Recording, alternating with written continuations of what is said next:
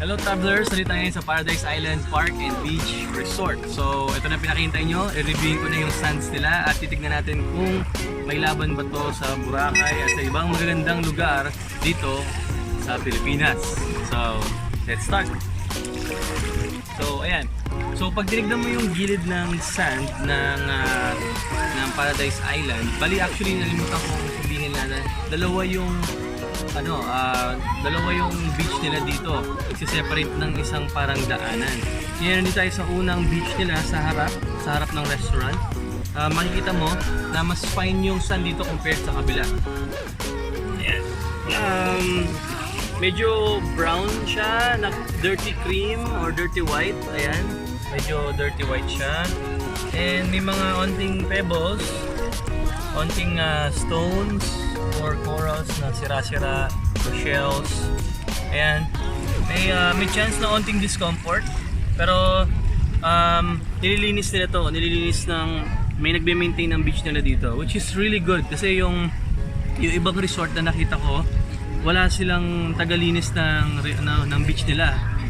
Kung makikita mo sa likod ko, ayan si Kuya, nililinis niya yung mga basura. So mini-maintain talaga nila yung beach dito sa Paradise Island, which is good. Ito yung ini-encourage ko sa mga resort na sana linisin nila yung mga beach, alisin nila yung mga bato, yung mga shells, para doon sa mga taong takot sa mga bato-bato or mga shells ay mailinis at walang discomfort sa mga taong naliligo.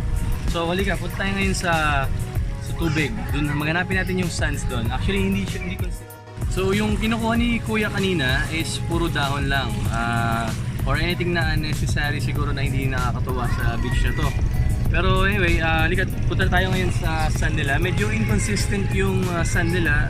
Fine na fine talaga pag nandun ka sa restaurant eh. Pero pag lumalayo ka sa bandang malayo na part ng beach, nagkakaroon na ng medyo malalaking bato. Pero hindi naman ganun kadikit-dikit, pero pinong-pino pa rin. Tingnan natin.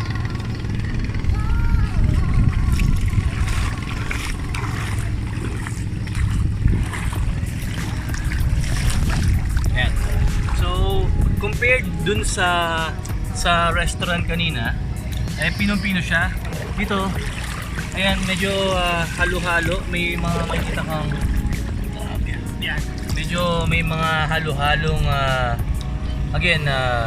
shells or coral parts ng beach. So hindi na siya pinong-pino kung makikita mo. Ayan, medyo buo-buo na siya. Wala siyang discomfort or may onting discomfort, but still it's not enough to not enough for you to not love the beach. Makakapag-swimming ka pa rin. Makulay pa rin siya, puti siya, hindi siya brown. I mean, hindi siya black.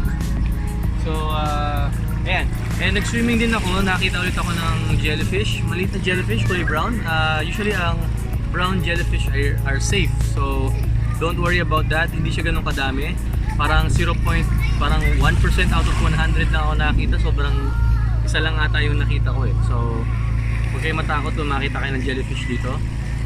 And may mga, ito pang maganda, maraming isda na kulay puti na makikita kayo. Maliliit lang sila, mapapansin mo siya kapag maaraw.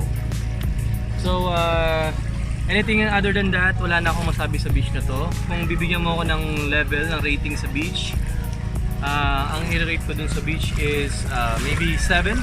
Now ka-level niya siguro yung beach katulad ng kaputian or anything na not that good na malapit sa Boracay. Kasi ang Boracay, i-rate natin ang Boracay and Calaguas as 9.